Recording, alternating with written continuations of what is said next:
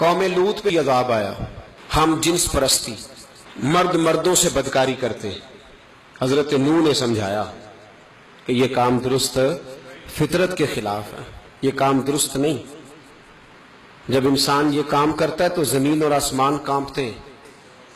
اب میں کیسے کھول کے بتاؤں، میرے پاس اعداد و شمار ہیں کہ پاکستان کے اندر اس کام کی کیفیت کیا ہے اور کس طرح کر کے لوگ، میں تو رونا روتا رہتا ہوں داڑھی کا.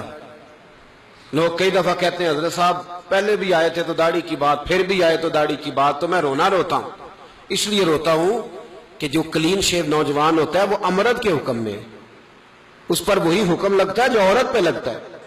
اس کے ساتھ مرد کا اٹھنا بیٹھنا اسی طرح ناجائز ہے جس طرح عورت کے ساتھ. حضرت جنید بغدادی رحمت اللہ تعالی علیہ کے سامنے ایک شخص نے کہا وہ کتنا خوبصورت نوجوان جا رہا ہے، تو آپ فرمانے لگے تو حافظ قرآن نہیں؟ کہا ہاں. فرمانے لگے جا اپنے حفظ کی خیر بنا.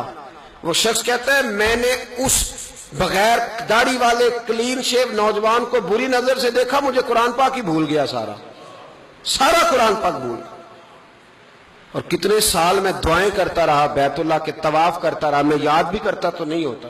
کیسے اب تو ہمارا نعت کہاں بیوٹی پارلر سے ہو کے آتا ہے، ہم کسی اور کو کیا پیغام دیں. وہ پیغام، وہ نظام، وہ طریقہ کار جس کا حکم تھا شریعت میں. قوم لوط پر عذاب آیا. صحیح بیٹھتے ہوں گے بچے جو موٹر سائیکلوں پہ بیٹھتے ہیں، لیکن میں نے، یہ درد ہے، میں نے گجرانوالہ کی سڑکوں پہ بچوں کو، نوجوانوں کو جو تماشے کرتے سرے عام دیکھا ہے تو مجھے ڈر لگتا ہے. اور کوئی روکنے والا نہیں، شغل ہو رہا ہے، ہنس رہے ہیں، اور سامنے عورتیں بھی ہیں، سب ہو رہا ہے. کتنی تکلیف کی بات. حضرت نوح کی قوم یہ کام کرتی تھی، قرآن پاک نے بیان کیا ہے.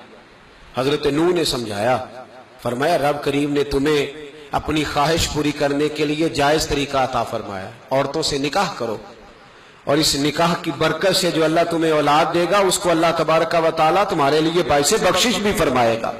لیکن جب قوم نہ مانی تو جو قوم میں لوط کا عمل کرے اس کا علاج قرآن نے بیان فرمایا کہ آسمان سے پتھر برسیں گے.